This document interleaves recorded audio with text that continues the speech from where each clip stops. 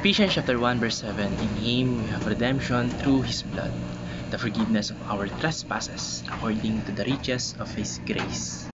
Magandang araw, ang tatalakayin po natin ngayong araw sa ating daily devotion ay ang redemption. At ang unang pong katuruan na natutukan ko ngayong araw kay Pastor Russell Campay, redemption summarizes the entire Bible.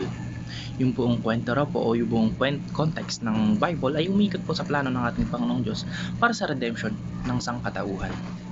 Yung pinaka-foundation po ng kwentong nasa Bible, mapa Old Testament and New Testament, ay nakasenter sa salvation through our Lord Jesus Christ. Mula po sa Genesis, makikita natin na ang tao po ay nalayo sa ating Panginoong Diyos dahil sa kasalanan. Kaya nga pa na sinabi ko sa mga recent daily devotion natin na yung sin ay nagserve as parang invisible barrier na naghihiwalay po sa man and sa God. At dahil po sa sin na yun, hindi po tayo makalapit noon nung Old Testament. Sa mga Old Testament, yung mga tao ay hindi makalapit o hindi sa ating Panginoon Diyos dahil nga sobrang tainted na sila ng kasalanan. And ang ating Panginoon Diyos po ay sobrang holy para po tawag dito, sa sobrang holy niya, yung kahit pinakatint lang ng sin ay hindi sa kanya, hindi bawal makaano sa kanya, bawal mag-appear sa kanya. Ganun po kahuli ang ating Panginoong Diyos, at ganun po yung nagre-reason kung bakit yung sin ay nag-serve as a invisible barrier between man and God.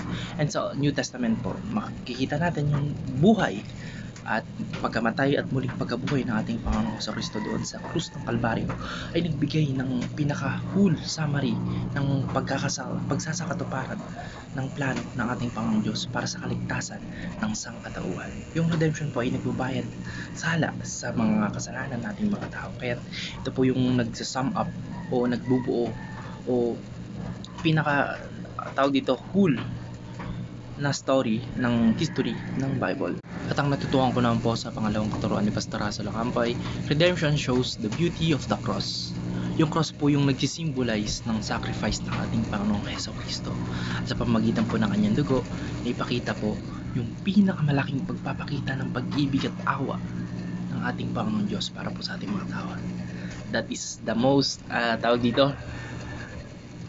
most well-known Bible verse, John 3:16, for God so loved the world and gave His only begotten Son, that whoever believes in Him shall not perish and have everlasting life.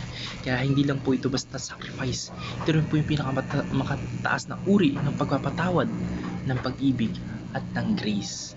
Sa bawat pako po ng kamay at pagpapahirap po na tinatamo po ng ating Panginoon sa Kristo doon sa krus ng Kalbaryo, pinakita po yung kabutihan at kagandahan ng Diyos sa atin o kahabagan ng ating Panginoon Diyos para sa atin. At hindi po natin kayang bayaran yun, hindi natin kayang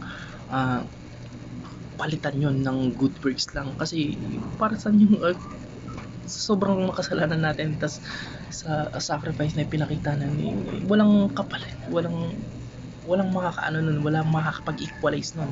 Kahit gawin pa natin lahat ng mabubuting gawa, as a human being, magpo-fall short tayo sa sin. Kaya nandyan ang ating Panginoon sa Kristo, at yung ginawa niya dun sa krus ng Kalbaryo ay never na makakapag parang compensate sa ginawa niya para sa atin. Yung cross po ay hindi lang symbolize ng pagdurusa, kundi nag-symbolize din ng hope, ng pag-asa at pagkakaisa sa ating Panginoong Diyos na nagbigay sa atin ng pagkakataon na magsimula ulit at magbago.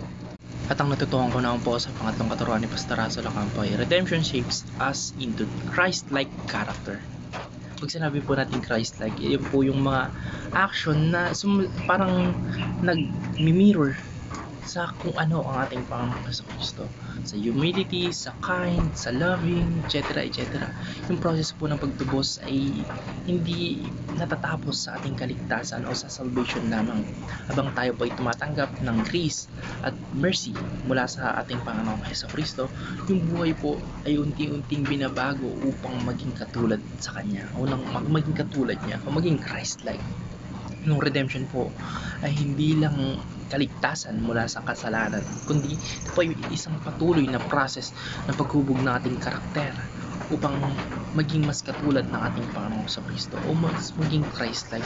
Yung tawag dito, redemption o yung pagtanggap sa ating Panginoong Jesucristo ay hindi lang parang one time event, kundi ito po ay isang habang buhay na process na tawag dito, hindi lang mangyayari ng isang beses. Kunwari tinanggap mo ang ating Panginoong Jesucristo, kinabukasan ay nagbago ka na. Hindi po ganun.